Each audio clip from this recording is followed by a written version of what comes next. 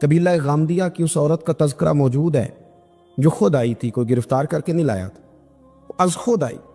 احساس پیدا ہو گیا نا گناہ کا۔ یہاں بہت ساری غلطیاں کر کے بھی لوگ جب اپنی بات کرتے ہیں تو کہتے ہیں کبھی یاد تو نہیں کسی کے ساتھ زیادتی کی ہو، یاد تو نہیں کبھی کسی کا، بھئی آپ نے اتنے بڑے ولی ہونے کا دعویٰ کر دیے۔ انسان تو انسان رہتا ہے۔ بڑے بڑے لوگ کہہ گئے کہ یا اللہ اگر انجانے میں بھی بھول گئے ہیں تو ہم سے درگزر فرما، لیکن جب ہم تیار ہی نہیں ماننے کو۔ حضرت انس بن مالک کہتے ہیں وہ خاتون آئی کو پکڑ کے نہیں لایا، کسی 14 دنوں کے ریمانڈ پہ نہیں اسے منوایا گیا، اسے وہ خود بخود آئی اور کریم محبوب علیہ السلام کے سامنے جب وہ کھڑی ہوئی تو اتنے درد سے میں نے کم لوگ روتے دیکھے ہیں جس درد سے وہ روئی۔ عرض کرنے لگی حضور میں غلطی کر بیٹھی ہوں، مجھ سے زنا ہو گیا، مجھے پاک کر دے۔ تو محبوب کریم علیہ السلام نے فرمایا تو کیسے ثابت کرے گی تو نے گناہ کیا؟ یعنی مجرم کو ثابت کرنا پڑ رہا ہے کہ میں گناہ گار۔ یہ وہ کمال ہے کہ انسانوں کو احساس ہونے لگے کہ یہاں ہم غلط ہیں۔ جب اعتراف جرم ہوتا ہے، جب بیماری کی تشخیص ہوتی ہے تو پھر اس کا علاج بھی ہو جاتا ہے۔ حضرت انس بن مالک کہتے ہیں وہ عرض کرنے لگی حضور میرے پیٹ میں ناجائز بچہ ہے۔ حضور نے فرمایا جا جب بچہ پیدا ہو تو پھر آنا۔ وہ 8 ماہ کے بعد آئی تو اس کی گود میں پھول سا بچہ تھا۔ حضور نے فرمایا واپس جا، جب روٹی کھانے لگ جائے تو پھر آنا۔ وہ 2 سال 2.25 سال دودھ پلاتی رہی، پھر جب آئی تو بچے کے ہاتھ میں روٹی کا ٹکڑا تھا۔ کریم محبوب صلی اللہ تعالیٰ علیہ وسلم سے آ کے جب اس نے بات کی تو وہ درد سے روئی، کہنے لگی یا رسول اللہ 3 سال ہونے کو ہیں، میں نے گناہ کیا ہے، میں ساری رات سو نہیں پاتی۔ حضور تڑپتی اگر اس حال میں مر گئی تو اپنے رب کو کیا منہ دکھاؤں، مجھے پاک کر دے، میرے حال پہ رحم فرمائے۔ محبوب کریم صلی اللہ علیہ وسلم نے بچہ ایک صحابی کو دیا، فرمایا بچوں کی طرح پالنا، اور کہا اسے لے جاؤ، پتھر مار مار کے اسے سنسار کر دو۔ صحابہ کہتے ہیں اسے پتھر لگ رہے تھے اور حضور بے چینی کے ساتھ ٹہل رہے۔ آ کے خبر دی حضور وہ تو وصال کر گئی، انتقال ہو گیا۔ فرمایا یہاں تک تو بات اس کی تھی۔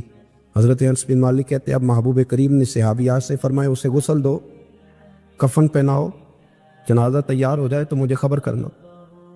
حضرت انس بن مالک کہتے ہیں غسل ہوا، کفن ہوا، جنازہ تیار ہوا تو حیران ہم تب ہوئے جب میرے محبوب نے فرمایا صفے بناؤ، میں خود جنازہ پڑھاؤں گا، میں خود جنازہ پڑھاؤں۔ اور سرکار نے جنازہ پڑھایا تو ایک شخص کی زبان سے نکلا حضور اس ملعون کا معاذ اللہ جنازہ جس نے ناجائز بچہ جنا، اس کے لیے آپ دعا کر رہے ہیں، جنازہ پڑھا۔ حضور فرمانے لگے خاموش ہو جاؤ، تم نے گناہ دیکھا ہے اس کا احساس نہیں دیکھا، تم نے غلطی دیکھی ہے لیکن اس کی توبہ کا انداز نہیں دیکھا۔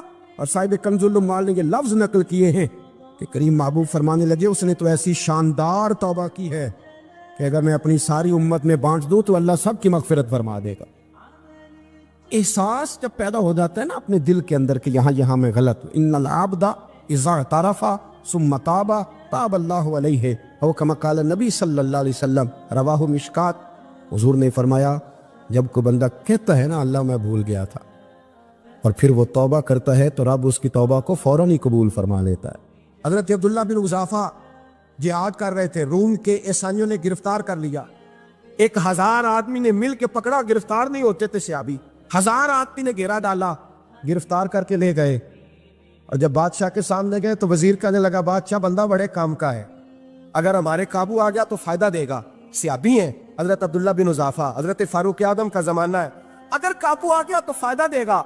بادشاہ کہنے لگا کیوں، کیا خوبی ہے؟ کہنے لگے ہم 1000 آدمی تھے، یہ اکیلا قابو نہیں آ رہا، تو 1000 آدمی تھے، اگر ہماری فوج میں شامل ہو گیا تو بہت بڑا جرنیل ملے گا۔ بادشاہ کہنے لگا کوئی مسئلہ نہیں، 2-3 چیزیں ہوتی ہیں بندے کو خریدنے کے لیے، خرید لیتے۔ بادشاہ کہنے لگا عبداللہ جتنی دولت تجھے چاہیے میں تجھے دے دیتا ہوں، میرے لشکر میں آ جا، معاذ اللہ اسلام چھوڑ دے۔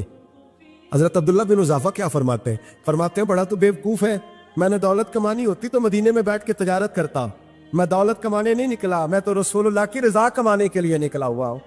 دولت کمانی ہوتی تو کسی مارکیٹ میں ہوتا، میدان میں آنا تو شہادت ہے مطلوب مقصود مومن، نہ مال غنیمت نہ کشور کشائی، یہ دولت تو لوٹی ہے رسول اللہ کے دروازے کی، جو تو پیچھے پیچھے پھرتی ہے نبی پاک کے غلاموں، یہ کمانی ہوتی تو میں کسی مارکیٹ میں ہوتا، میدان میں تھوڑا ہوتا۔ عبداللہ بن حذافہ سے ایک دوسری چال چلی، کہنے لگے میاں عہدہ جو تجھے چاہیے، میں بادشاہ ہوں، میرے نیچے جو عہدہ تو کہے گا وہ تجھے مل جائے گا۔ حضرت عبداللہ بن حذافہ کہنے لگے شاید تجھے پتہ نہیں میری تعریف کیا ہے، کہا شاید تو جانتا نہیں میری تعریف کیا ہے. کہا صاحب کی کیا تعریف ہے؟ کہنے لگے میں رسول اللہ کا صحابی ہوں اور کائنات میں سب سے بڑا عہدہ مصطفیٰ کے صحابی ہونے کا عہدہ ہے. صحابہ وہ صحابہ تھے جن کی ہر صبح عید ہوتی تھی. خدا کا قرب حاصل تھا، نبی کی دید ہوتی تھی. فرمایا میں نے حضور کے جلوے دیکھے ہوئے ہیں، مجھے عہدے کی ضرورت ہی نہیں، اور میں نے عہدہ لینا ہوتا تو میں سیاست کرتا. میں تو شہادت لینے نکلا ہوں میدان میں، عہدے کا میں نے کیا کرنا ہے؟ اب بادشاہ کہنے لگا اسے قتل کر دو. وزیر کہنے لگا نہیں، ایک بات اور ہے، مجھے ایک چال اور چلنے دو. کہا وہ کیا؟ کہنے لگے میری بیٹی بڑی خوبصورت ہے، مجھے موقع دو اپنی بیٹی کو سجا بنا کے. وہ جوان جس کی جوانی اتنی بڑی ہے کہ 1000 آدمی مقابلے میں کھڑا نہیں ہوتا، اس جوان کے کمرے میں رات کی تنہائی میں بنا سوار کے بی بی کو بھیجا. وہ بی بی کہتی ہے میں ساری رات بن سور کے اس صحابی کے کمرے میں بیٹھی رہی، لیکن یہ کیا شخص تھا، ساری رات ہی مصلے پہ بیٹھا رہا، ساری رات ہی. کچھ دیر تھک جاتا تو یہ کریم رسول پہ درود پڑھنا شروع کر دیتا. بی بی کہتی ہے سحری ہو گئی تو میں نے چھو کے دیکھا کہ انسان ہے کہ جن ہے، یہ بندہ ہے کہ فرشتہ ہے. چھو کے دیکھا. کہنے لگے پیچھے ہٹ جا. میں نے کہا میں نے تو سنا تھا تو 1000 کے مقابلے میں ہے اور تو اتنا بے حصہ کہ بنی صبری دلہن بیٹھی ہے، تو نے نظر نہیں کی؟ عبداللہ بن حذافہ. بی بی کہتی ہے نظر پھر نہیں اٹھائی، نظر پھر جھکی ہوئی ہے.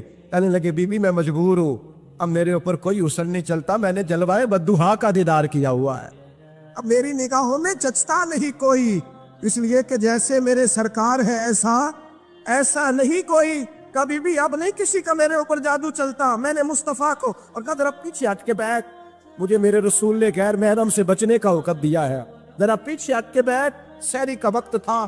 تو بی بی کہتی ہے اس نوجوان کے جملے میرا سینہ چیر گئے، کلیجہ پھٹ گیا، چیخ نکلی، میں کفر کے عالم میں روئی. میں نے کہا مجھے بتا تو صحیح، آخر یہ جذبہ کہاں سے ملتا ہے؟ آخر یہ روشنی تو میں نے دیکھی نہیں، کہاں سے آتی ہے؟ ایک میرا باپ ہے جو بنا سور کے مجھے تیرے کمرے میں چھوڑ گیا، بتلا یہ کہاں سے کیف آتے ہیں؟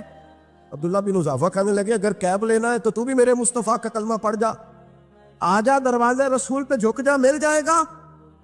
سویرے دروازے پہ باپ آیا بیٹی سے رزلٹ لینے. دروازہ کھولا تو بیٹی نقاب پہنے باہر آئی. باپ کہنے لگا کیا بلا؟ کہنے لگی پیچھے ہٹا، تو غیر محرم ہے، کافر ہے، میں مسلمان ہوں. اس نے کہا کیا ہوا؟ کہنے لگی تیرے جیسے کو باپ کہوں، تیرے جیسے کو جو مجھے استعمال کر رہا تھا.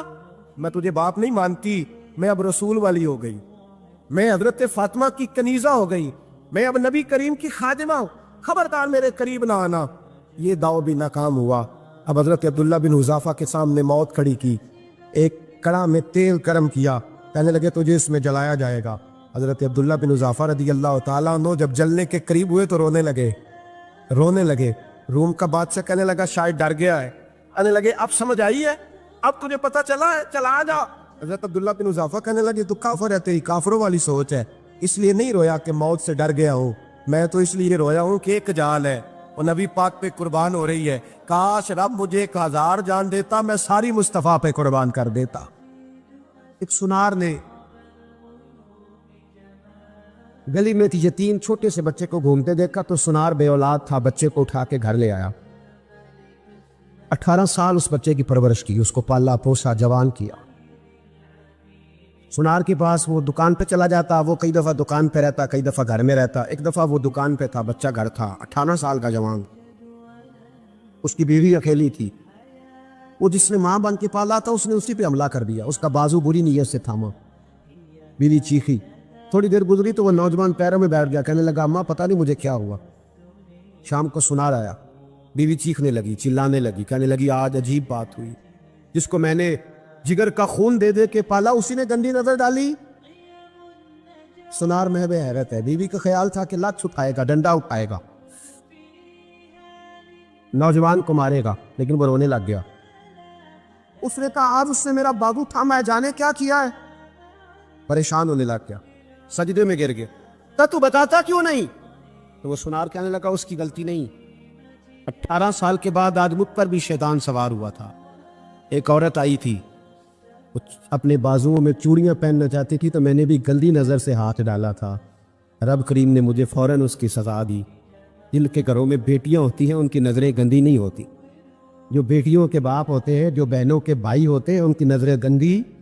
اور اگر تو ٹیلی فون کرتا ہے، تو کسی عورت کے ساتھ تعلق رکھتا ہے، تو یہ بات لکھ لے. امام فخر الدین رازی 1، علامہ اسماعیل حقی 2، ملا جلال الدین رومی 3، امام خازن 4، امام جلال الدین سیوطی 5 حدیث کے استاد اور محدث لکھتے ہیں کہ اگر تو کسی پر گندی نظر ڈالے گا تو تیرا گھر بچ سکتا، یاد رکھ، نہیں بچے. اس لیے کہ تیری نظر ہے، کسی کی بیٹی کو بیٹی سمجھ تاکہ تیری بچی کا پردہ قائم رہے. کسی کی بہن کو، یہ کیا بات ہوئی کہ تو جتنا مرضی گند معاشرے میں پھیلاتا رہے تیرا گھر بچا رہے؟ یہ کیسے ہو سکتا ہے؟ فَإِنَّ لَهُ مَعِيشَةً ضَنْكَ. اللہ فرماتے ہیں زندگی تنگ ہو جائے گی تیرے لیے مشکل. تو ڈھونڈتا پھرے گا کہ میں مرنے کو جگہ تلاش کروں. سچی توبہ کرے، کھری توبہ. یہ گناہ انسان کو مجبور کر دیتے. حضرت عبداللہ بن مبارک رحمۃ اللہ تعالی علیہ، ان کے سینکڑوں شاگرد تھے. ایک شاگرد کے انتقال کا وقت آیا تو گھر گئے ملنے. آپ کہتے ہیں میں نے زور لگا لیا پر اس کی زبان پر کلمہ جاری نہیں ہوا. میں اسے کہتا کلمہ پڑھ پر اس کی زبان پر جاری. اللہ اکبر، بہت بڑی نعمت ہے. دعا فرمائیں اللہ ایمان کی موت عطا فرما. ایمان کی موت دے اللہ کریم، ایمان کی موت دے. ایسے بھی لوگ دیکھیں ہیں، مسجد نبوی ہے، رسول اللہ کا شہر ہے، سر سجدے میں ہے، روح پرواز کر گئی. روح پر کتنا نصیبوں والا ہے، کتنا نصیبوں والا ہے کہ مسجد نبوی میں سر سجدے میں رکھا ہے اور اللہ تبارک و تعالیٰ نے محبوب کے قدموں میں موت عطا فرمائی. حضرت عبداللہ بن مبارک کہتے ہیں میں نے اس کو کہا کلمہ پڑھ تو اس کی زبان پہ جاری نہیں ہوتا. میں بار بار کہتا تو وہ منت کرتا، کہتا حضور میں کوشش کرتا ہوں جاری نہیں ہوتا. فرماتے میں پریشان ہو کے اٹھا، ابھی میں دروازے پہ پہنچا تھا، اس نے چیخ ماری اور روح پرواز کر گئی. بچے رونے لگے، بیوی رونے لگی. تو میں نے اس کی بیوی سے کہا کہ یہ جرم کیا کرتا، اتنا بڑا پاپی پہ کلمہ جاری نہیں ہوا. اس کی زوجہ کہنے لگی حضرت جی 2 گناہ تھے اس کے. ایک تو یہ شراب کا عادی تھا، روکتی تھی باز نہیں آتا تھا، اور دوسری بات یہ کہ یہ اپنی اماں کا نافرمان تھا. وہ 2 گلیاں چھوڑ کے رہتی ہے، یہ کبھی ملنے نہیں گیا تھا. اس بوڑھی کا کلیجہ اس کی طرف سے بڑی تکلیف میں تھا. حضرت عبداللہ بن مبارک کہنے لگے جا تو بھی دعا کر، اس کی ماں کو بھی کہہ دعا کرے کہ یہاں تو یہ کلمہ نہیں اسے نصیب ہوا، اللہ کرے اللہ آخرت کی منزلیں اس کی بہتر فرما دے. حضور صلی اللہ علیہ وسلم کے پاس ایک مہمان آ گئے رات کے وقت میں. جب وہ آئے تو حضور نے پوچھا کھانا کھانا ہے؟ تم نے کہا کھانا ہے. جھوٹ اور بھوک کو جمع کرنا منع ہے. کہا جی کھانا ہے. تو حضور صلی اللہ علیہ وسلم نے فرمایا ازواج مطہرات کے گھروں میں پتہ کرو کچھ ہے. حضرت ام سلمہ کے گھر میں پتہ کیا تو کہا یا رسول اللہ 4 دن سے روٹی نہیں پکی. حضرت زینب سے پوچھا تو کہا حضور کئی دن سے چولہا ہی نہیں جلایا. حضرت عائشہ صدیقہ، حضرت میمونہ، حضرت سودا، تمام گھروں سے بظاہر یہ 2 جہاں کے شاہ ہیں پر پاس کچھ رکھتے نہیں. 2 جہاں کی نعمتیں ہیں ان کے خالی ہاتھ میں. ہر چیز ہے پر فقر اختیاری ہے، کوئی شے نہ ملی. نبی پاک صلی اللہ علیہ وسلم نے مسجد میں اعلان کیا، فرمایا کون ہے جو میرے مہمان کو روٹی کھلائے؟ ان لفظوں کا حسن کوئی حسن والا ہی سمجھ سکتا ہے. فرمایا کون ہے جو میرے مہمان کو کھانا کھلائے؟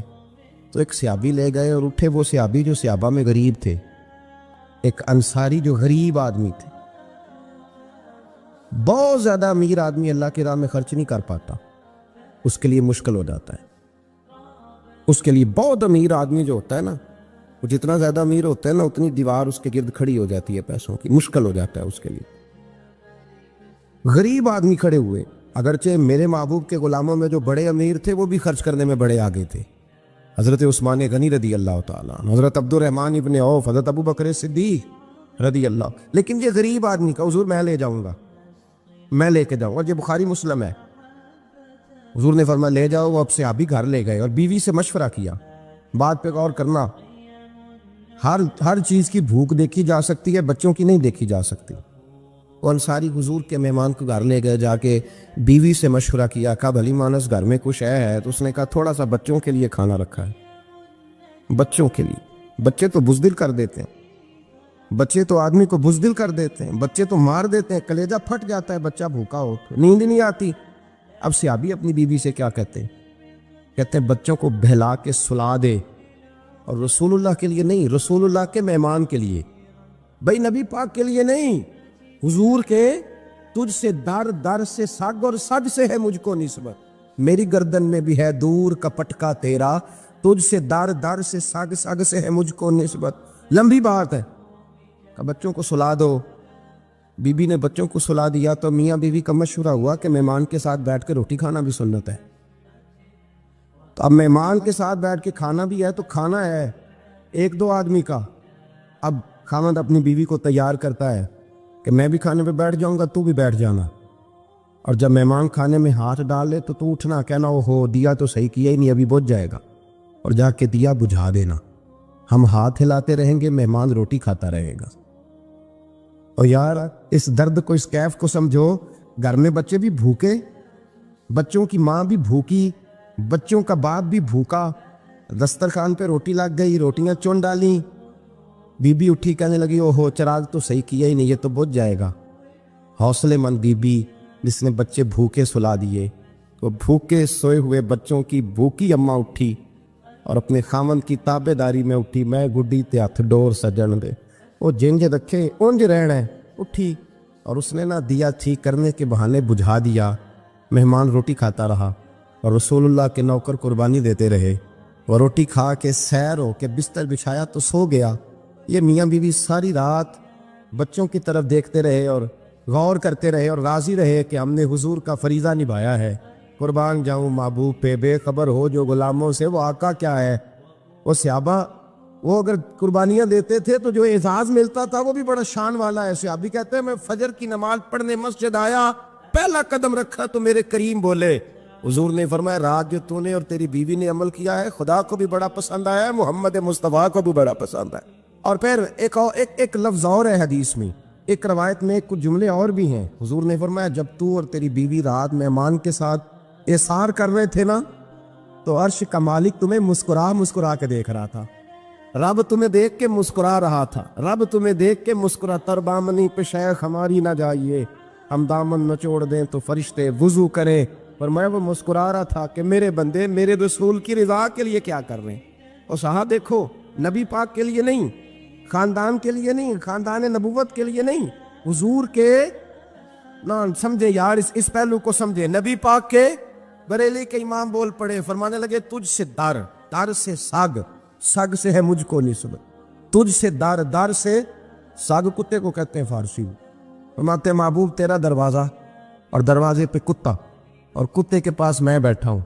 चलो कुत्ते के पास तो बैठा हूँ ना, मेरी गर्दन में भी कोई तो पटकाया ही है ना। तुझ से दर, दर से सग, और सग से है मुझको निस्बत। चलो मेरी गर्दन में भी है दूर का पटका तेरा। कुरान मजीद बोल उठा, रब करीम ने फरमाया हबीब ये तेरे गुलाम वो हैं कि वयुक्सिरूना अला अनफुसिहिम वलौ काना बिहिम खसासा। फरमाया इनका हाल ये है कि जिस चीज़ की शदीद हाजत होती है वो भी अपने भाइयों पे कुर्बान कर देते, वो दे देते हैं तेरे नाम पे। तो मक्के वाले मदीने आए, अंसारे मदीना, तो मेरे मुस्तफ़ा करीम ने फरमाया ना तुम्हारी नस्लें एक हैं न कबीले एक हैं, लेकिन तुम्हारा नबी एक है, तुम्हारा रसूल एक, खुदा एक, किताब एक, तुम्हारा मेरी वजह से रिश्ता है। चलो अपने भाइयों के साथ इसार करो, चलो इसार करो। अगर किसी के 2 मकान थे तो उसने एक उसको दे दिया जो मक्के से आया था, 2 बाग थे तो एक दे दिया, किसी के पास एक था तो आधा बांट के दे दिया, हर चीज तकसीम कर दी। हालात बदल जाते हैं, हालात बदल जाते हैं। तिलकल अय्यामुन